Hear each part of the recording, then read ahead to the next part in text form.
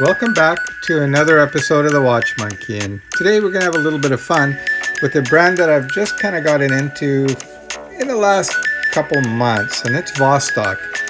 I'm not going to bore you with a lot of the history and so on because I'm sure you've already heard it. If not, there are a lot of YouTube reviewers that have reviewed these watches.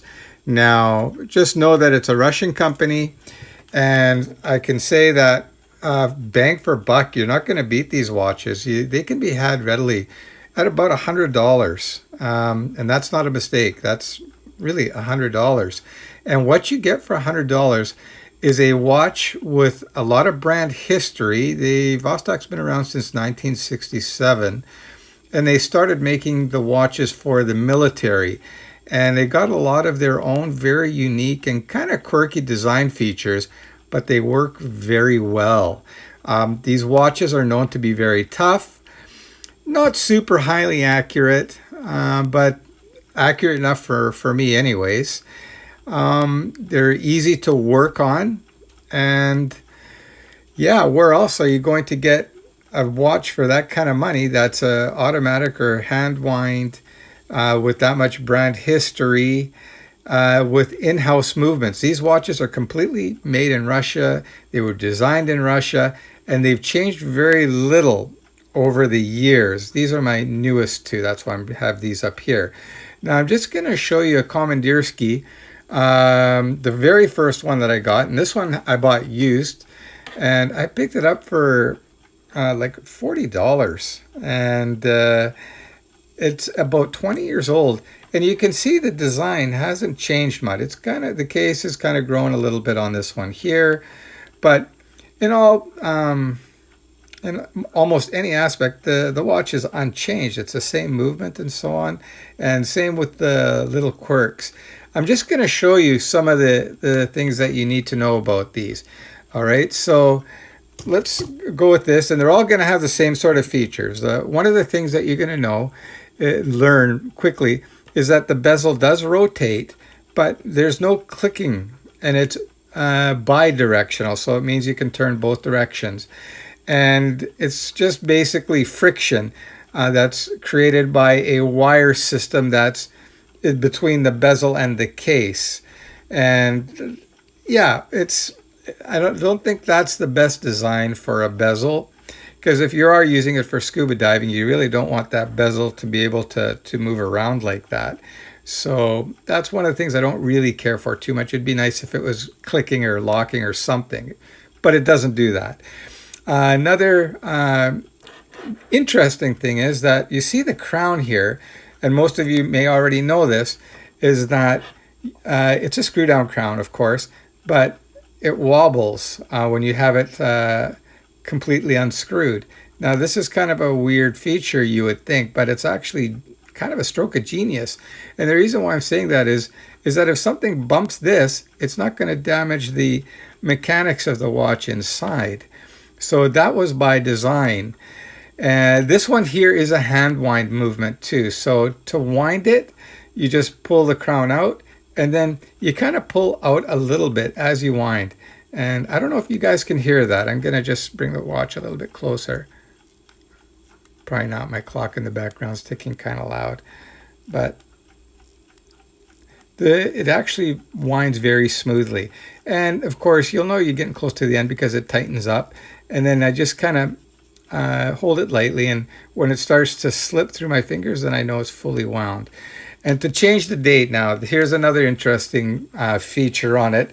There's no quick set. So again, to set the date, you just have to go through the time. So you pull it out one more notch, and you can see here it's rotating. And then to set the date, I'll go past 12 o'clock, and then I'll go back. Now watch this number here. So you're going to see it's going to start to move back when it gets in around 9 o'clock. You can see there. So it just kind of clicked again, and then you move forward, and once you get to 12 o'clock, it changes to 20. And so you go back and forth, back and forth, back and forth, till you get the date that you want. It's quite tiresome, especially if the date is way out. If it's a couple days, no big deal. But if it's like 10 days out or 20 days out and you've got to go all the way around, it's kind of a pain in the ass for sure. So that's another thing that you need to know. But really, not a problem at all. It kind of makes the watch kind of unique. The case back is kind of done like a masonry jar system. And what I mean by that is you've got this outer ring. I've already loosened this one, so I'm going to show you how it comes off and so that you can see the movement. But you've got this outer ring that rotates and it holds this portion of the case down. So rather than having a whole case that screws down and could cause the rubber gasket or seal to shear, it presses evenly. And there's no chance of damaging the seal that's there. So as I said, I've already loosened this one. You do need a special tool to remove those. Just let me grab that, and it's basically one of these devices here. It's a case back remover. So you just have your little different adapters there. You put it on there and you rotate and get it off. But like I said, I've already loosened this one. So I'm just going to unscrew this for you here. And the Vostoks are really great for modding. There's a huge amount of aftermarket stuff for these watches. So you could pretty much build a watch exactly the way you want it with all the different colors, designs, bezels, and bracelets, and so on. Okay, so that's the outer ring that holds this portion of the case in. So that should just be able to pop out pretty easily as well. And just go in there. Yeah, there it goes. And there you are. Okay, so these are the two pieces that make the case back. So that's the part that goes down on the watch, and then this goes and screws down onto the back of the watch. And here's a look at the inner movements of the watch. Now keep in mind, this watch is 20 years old and it still runs great. I was wearing this all week, and I think I might have lost maybe a total of half a minute to a minute, which is very acceptable. So that's a movement there. And as I was saying, this is a hand wind. And the way you can tell too is there's no rotor in here. And I'm just going to pop the movement out for you as well.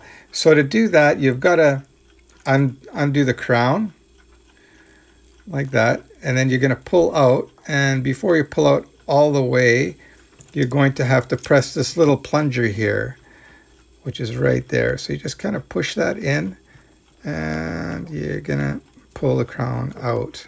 Hang on a sec. There you go. And, oops, sorry, I was off camera there. And the crown just kind of pops out. So again, maybe I didn't catch that on camera. It's just this little plunger here. So that allows you the ability to pull the crown out completely. Again, there are a lot of tutorials and so on here showing you guys doing that. I'm just going to pull that rubber seal out. And that's the part that's kind of like the mason jar system. And now the movement is actually ready to basically fall out. So there you go. So that's about as simple as a watch gets to remove, to take it apart. So I'm just going to set this down here. I don't want to damage anything. I'm going to have to blow that clean later. But anyway, there's your case. There's the crystal. And then, of course, too, another very common swap I was mentioning is the bezel here. So you just put this tool in here and you pry and it will pop that off. So the mod community is huge. I'm going to put some links on where you can get some of these mods and where you can get these watches. Maranon is a very well-known one. A lot of eBay sellers are selling all kinds of different bezels for these watches too. But yeah, there you have it. The Vostoks, fantastic, fun watches, great value. I would say they're very reliable. Oh, the other one thing I should mention is that the bracelets are kind of notoriously bad. Now, I don't mind these bracelets at all, though. They, yeah, they're kind of a little bit on the cheap side, but I'm going to throw it on wrist. So you tell me what you guys think. This is my Russian Pilot watch. This is a step up from the Vostok, and you can see it's decorated as well. But this isn't the $100 watch.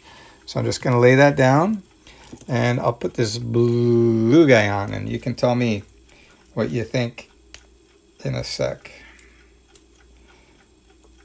It's definitely, the Vostoks are not the most refined watch, but they're still very cool, and guaranteed if you see somebody wearing a Vostok, they're a watch nerd. So there you go. That's what it looks like on wrist. Lots of wrist presence. Again, this isn't a small watch. It's a decent size. I would say this is in the same sort of size as the Seiko SKX or the Turtle. Very similar in size, and even in case design, it's fairly similar. So if you guys have got any questions about Vostok watches, feel free to ask. I'm not the super knowledgeable guy on these watches, but I'm an honest reviewer giving you my very honest opinion on what I think are really cool watches, especially at that price point. Again, I can't stress enough. You try name another brand of watch where, again, it's a mechanical watch that's all manufactured in-house, that has a history to it, and that's very respected for $100. Are you kidding me? You can't beat these watches. So do your research. I'm going to leave a few links and check them out. Definitely worth looking at. Big thumbs up for Vostok. That's it. Hope you guys enjoyed that review, and I'm going to enjoy my Vostoks. Have a good night, everyone, and please don't forget to hit the like button, subscribe, and hit the bell icon so you never miss another episode of The Watch Monkey. And if you do, I'm going to stick my little ninja guy after you. Okay, so don't forget, Watch Monkey. All right, guys, take care. That's it. Have a good night.